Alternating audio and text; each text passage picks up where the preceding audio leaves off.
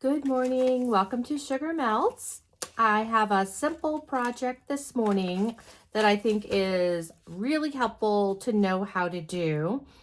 It's a no-sew signature. So if you've made a journal or a folio and you want to put some writing space in there, but you don't want to sew, you don't have the tools to sew, or you just don't like sewing, whatever, it doesn't matter. Or, maybe you just need a couple of papers to slip in there. This is a great way just to add some quick writing space without dealing with the needles and things. And because it's so stable, look at that. It's not going to fall apart like a lot of the ones where you kind of hinge them together. This is a nice way to do it. So let's get into it. So I'm going to use some coffee dyed paper here. So you can use any paper. You could use printer paper. You can use cardstock. It doesn't matter. And we're going to go ahead and let's just fold these two in half. Sorry about my head here. I'm just doing this without any kind of a scoreboard today. We're just going to keep it nice and simple. Doesn't have to be perfect. Just get in there and fold it in half, whatever size you want. I could have cut this down, doesn't matter. Absolutely doesn't matter. So all you're going to need are 2 sheets of paper. They don't even have to match. You probably want them the same size, but honestly, you really don't have to. You just may have to remember like what size they are.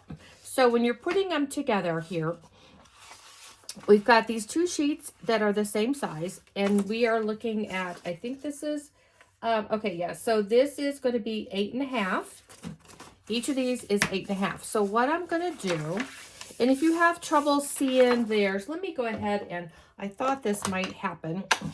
White paper on camera can be hard to visualize, so I'm just going to put a little bit of ink on here just so you can see where I'm going to cut. It helps if you have a ruler, but that's not necessary. I do recommend using like an X-Acto knife of some sort because it can be hard with scissors at some of the angles. But, we do what we do. It's all good. Maybe you're better with scissors than me, so that's fine. Okay, so now, is that a little easier to see? It looks like it is. So I've got one of these light, nice rulers that has the top handle, the horizontal bar. And so that helps keep things straight for me. But you can just use a regular one. It really doesn't matter. Okay, I'm going to get my X-Acto knife out here. So what I'm going to do here, so I've got 8.5, and I'm going to just make a slit basically right in the middle.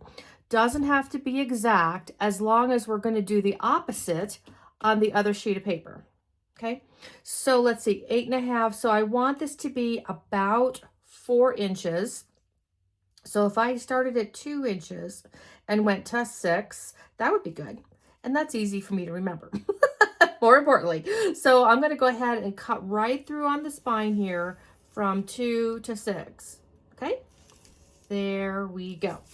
So now I've got this nice little hole right in the center there. And so now on this sheet, okay, can you also see there where the, I inked it a little bit. Can you see that? Okay. Put again my ruler against that fold, and I'm going to cut basically the opposite. So I'm going to go down, cut up here from 0 to 2 inches, 0 to 2, and then down here 6 to the end. Doesn't have to be exact. It's all fine. There we go. Get my knife out of the way so I don't cut myself. Okay, so now I've got this, and I've got this hole here. So what I'm going to do with the one that we did the top and the bottom slits, and you may have seen this, I did something similar recently with a file folder journal, but I've been doing this lately with signatures, and I got to tell you, I like it. It works great. Just roll this up in a ball, roll this up nice and tight there. And what we're going to do, just keep rolling, is we're going to slip it through this hole right to where the cut is there. And it's just going to open up. And there we go. There we go. Get the last little bit up. And I'm telling you, this paper isn't going anywhere. Look at that. I can grab any page in here and it is not going to fall apart. So the reason I like this, and I'm just going to, you just fold your papers back where they're a little bent. It just adds to the character with your coffee, if you're using coffee dye like I did. So it lays nice and flat. Look at that, already perfectly flat. So then you can grab any journal you've got, and let's say like this one, I didn't want to sew anything in here. I would be able to slip this. This is a little large for this one, but I'd be able to slip that. Oh, it fits right in, and now I've got some writing space. And this makes this journal so much more useful for me when I'm using it, because I've got places to write. I don't have to have journal cards and things. It almost becomes more like a diary. And if you want to make it fancier, you could use washi tape on the spine. Just, on both sides to give it a little, if you don't want to see the creases here, you could do washi tape through all of it, actually, it doesn't matter. But this way you've got that writing space, great way to use your papers and to get that space in your journal. If I was thinking about it because I have several journals where I really don't have a lot of writing space.